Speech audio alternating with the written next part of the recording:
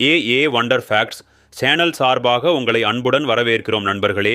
இன்று நாம் பார்க்க போகும் நாடு அளவில் சிறியதாக இருக்கலாம், ஆனால் அதன் கலாச்சாரம், இயற்கை, ஆன்மீகம் மூன்றும் அதற்கு உலகத்தில் ஒரு தனி இடம் உண்டு. அந்த நாடுதான் நேபாளம். நேபாளம் இந்தியாவுக்கும் சீனாவுக்கும் நடுவில் இருக்கும் ஒரு நிலத்தால் சூழப்பட்ட நாடு. வடக்கில் திபெத், மற்ற 3 பக்கங்களிலும் இந்தியா. சிறிய நிலப்பரப்புதான், ஆனாலும் அதற்குள் உலகம் முழுவதையும் ஈர்க்கும் இயற்கையின் புதையல் இருக்கிறது. நேபாளம் ஏன் இமயமலையின் நிலம் என்று அழைக்கப்படுகிறது தெரியுமா? ஏனெனில் உலகின் மிக உயர்ந்த மலைத்தொடரான இமயமலை இங்குதான் செல்கிறது. உலகின் உயர்ந்த சிகரம் எவரெஸ்ட் மலை 8848 மீட்டர் உயரம் கொண்டது. அது கூட நேபாளத்தில்தான்.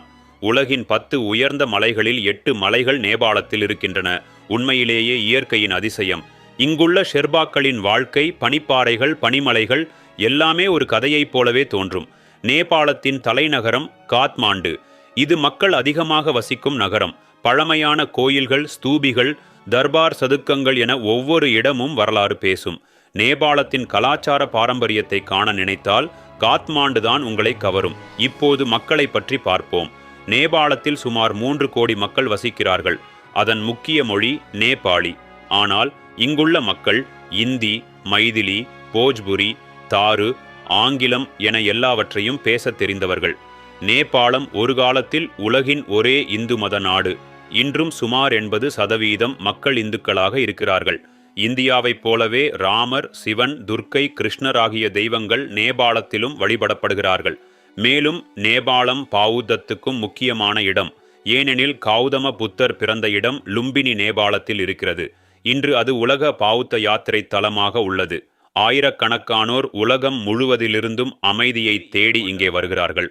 நேபாளத்தின் பொருளாதாரம் பெரும்பாலும் விவசாயம், சுற்றுலா, கைவினைப் பொருட்கள் ஆகியவற்றில் சார்ந்துள்ளது. அதோடு பல நேபாளர்கள் இந்தியா, வளைகுடா நாடுகள், மலேசியா, கொரியா போன்ற வெளிநாடுகளில் வேலை செய்து சம்பாதித்து அங்கே இருந்து அனுப்பும் பணமும் நேபாளத்தின் பொருளாதாரத்தின் முதுகெலும்பு. சுற்றுலா பற்றி சொன்னால் நேபாளம் ஒரு சொர்க்கம்தான். மலையேற்றம், சாகச சுற்றுலா, ஆன்மீக யாத்திரைகள் என ஒவ்வொரு ஆண்டும் மில்லியன் கணக்கான வெளிநாட்டு சுற்றுலா பயணிகள் நேபாளத்தை வந்தடைகிறார்கள். இங்கு காத்மாண்டுவின் வரலாறு, போக்ராவின் எரிகள், லும்பினியின் அமைதி, சித்வானின் காட்டு விலங்குகள் என ஒவ்வொரு இடத்திற்கும் தனித்துவம் உண்டு. நேபாளத்தின் கலாச்சாரம் வண்ணமயமானது. 100க்கும் மேற்பட்ட இனக்குழுக்கள் இங்கு வசிக்கின்றனர். குருங், மாகர், தாரு, நேவார், ராய், ஷெர்பா என ஒவ்வொருவருக்கும் தனித்துவமான உடை, மரபுகள், பண்டிகைகள் இருக்கிறது.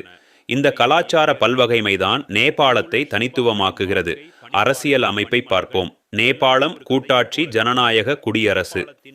2015ஆம் ஆண்டில் புதிய அரசியலமைப்பு அமலுக்கு வந்தது. நாடு 7 மாநிலங்களாக பிரிக்கப்பட்டது. மேலும் உலகில் ஒரே முக்கோண வடிவிலான தேசிய கொடி, அது நேபாளத்தின் பெருமை. நேபாளத்துக்கும் இந்தியாவுக்கும் இடையிலான உறவு நூற்றாண்டுகள் பழமையானது. எல்லை திறந்திருப்பதால் மக்கள் விசா இல்லாமல் சுதந்திரமாக இரு நாடுகளுக்கும் பயணம் செய்ய முடிகிறது. சீதையின் பிறப்பிடமாக கருதப்படும் ஜனக்பூர் இரு நாடுகளின் உறவை இன்னும் வலுப்படுத்துகிறது. அரசியலில் சில சமயங்களில் பதற்றம் இருந்தாலும் மக்களின் மட்டத்தில் அன்பும் சகோதரத்துவமும் எப்போதும் நிலைத்திருக்கிறது. அப்படியென்றால் நீங்கள் நேபாளம் செல்ல நினைத்தால் இந்திய பாஸ்போர்ட் கூட தேவையில்லை. செல்லுபடியாகும் அடையாள அட்டையுடன் பேருந்து, ரயில் அல்லது விமானத்தில் எளிதாக செல்லலாம். அங்கே காத்மாண்டுவின் கோயில்களை ரசிக்கலாம். போக்ரா ஏரியில் படகு சவாரி செய்யலாம். லும்பினியின் அமைதியை உணரலாம். சித்வான் காடுகளில் காண்டாமிருகங்களை காணலாம். நேபாளம் இயற்கை பேசும் இடம், கலாச்சாரம் சுவாசிக்கும் இடம், ஆன்மா அமைதியை காணும் இடம். அடுத்த முறை விடுமுறைக்கு திட்டமிடும்போது நேபாளத்தை தேர்ந்தெடுக்குங்கள். இமயமலையின் மத்தியில் உங்களை நீங்கள் சந்திப்பீர்கள். வீடியோ பிடித்திருந்தால் லைக் செய்யுங்கள், ஷேர் செய்யுங்கள், சப்ஸ்கிரைப் செய்ய மறக்காதீர்கள். இதே போன்ற சுவாரஸ்யமான வீடியோக்களை தொடர்ந்து பெற எங்களோடு இணைந்திருங்கள். பார்த்ததற்கு நன்றி.